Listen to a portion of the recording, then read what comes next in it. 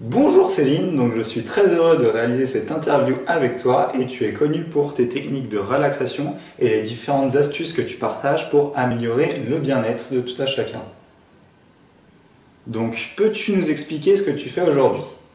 Alors, ce que je propose en fait, c'est essentiellement des techniques de massage, de relaxation, bien-être, basées sur le principe de la détente globale du corps, issues de la médecine traditionnelle chinoise, en respectant l'harmonie et le principe d'équilibre et d'harmonisation de la personne.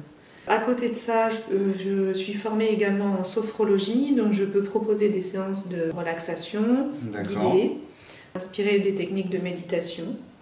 Et également des soins énergétiques qui sont plus ciblés sur tout ce qui est problème émotionnel et lâcher prise.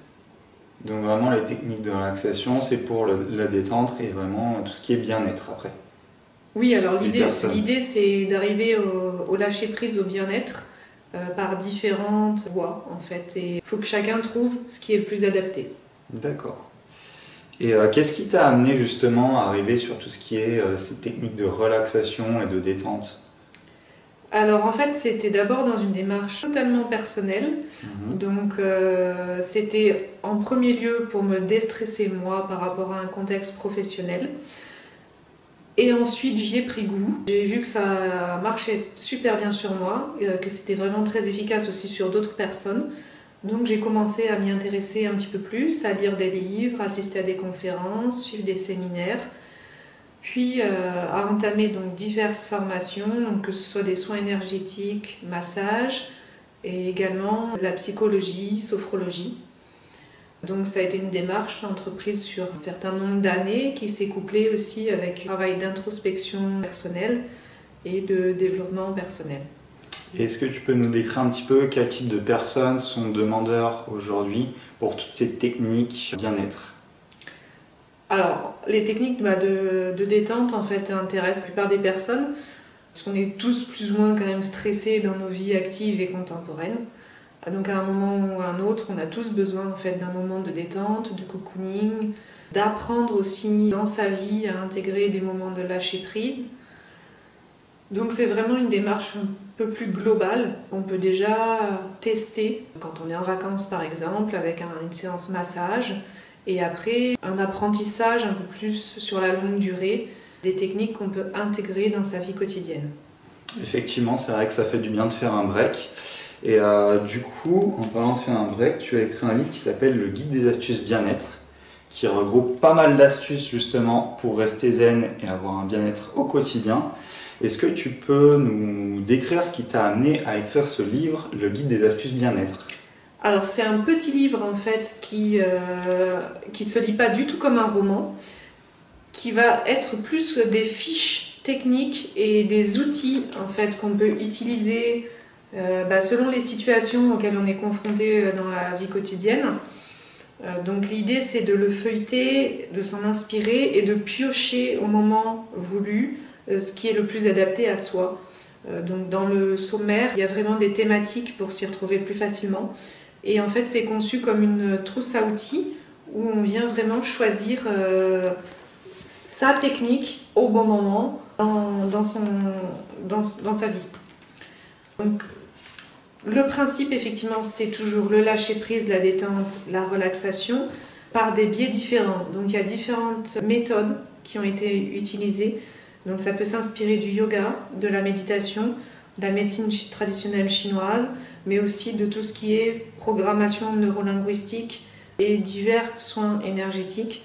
Donc c'est vraiment en fait un guide qui a été inspiré par toutes mes années en fait de lecture et de formation. Et suite à ça, j'ai voulu en fait prendre le condensé de chaque méthode et d'utiliser vraiment ce qui était le plus percutant et le plus facile à mettre en place, chacun aussi chez soi, sans thérapeute à côté en fait.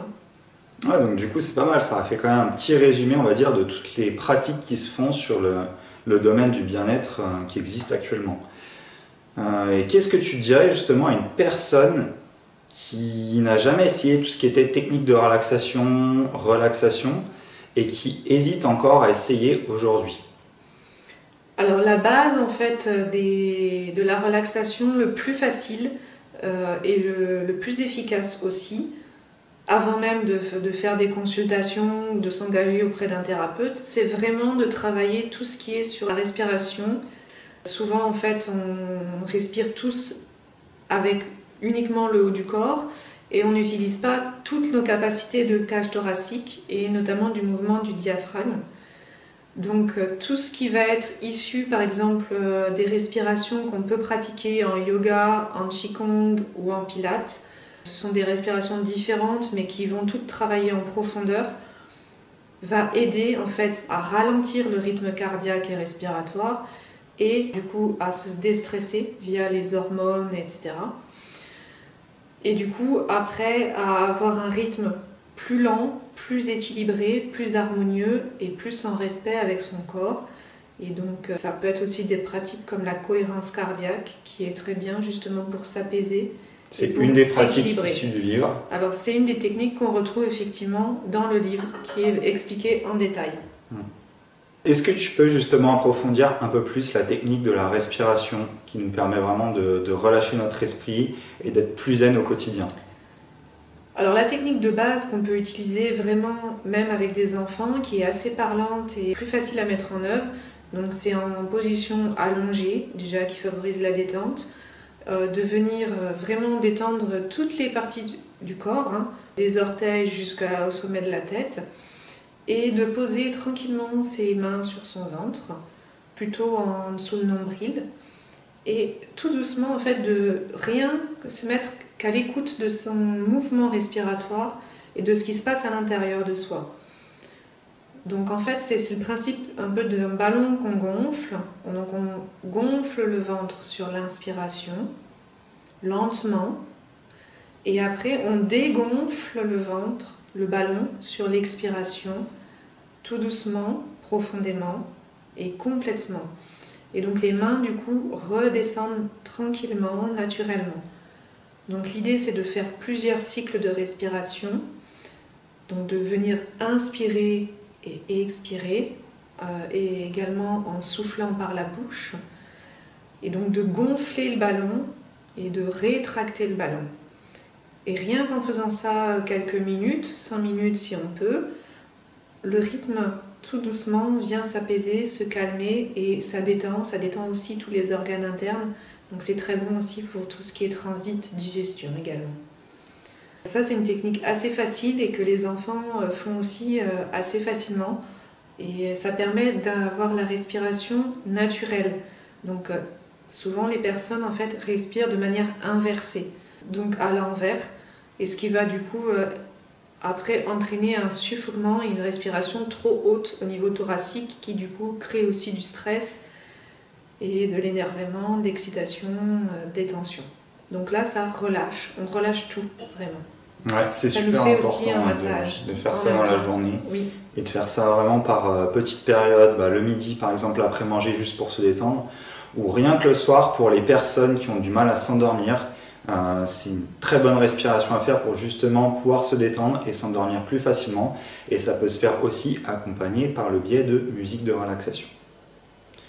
Donc en tout cas, c'est une très belle astuce que tu as partagée au niveau de la respiration. C'est une des premières, on va dire, à mettre en œuvre normalement pour être plus zen au quotidien.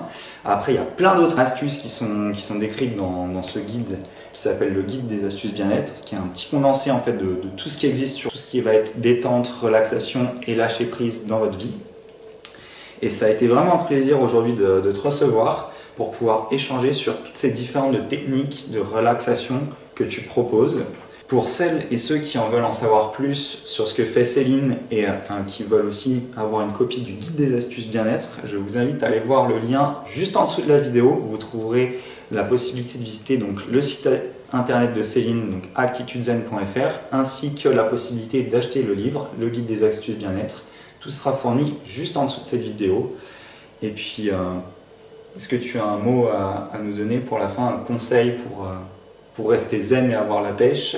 Alors le conseil c'est de mettre en pratique régulièrement et vraiment sur le long terme toutes ces techniques et notamment les techniques qui parlent de la respiration et vous verrez que dans votre vie vous serez beaucoup plus léger, plus armé, plus confiant et beaucoup plus fort par rapport à tous les événements extérieurs qui peuvent arriver. Donc c'est vraiment un beau cadeau de la vie de bien respirer.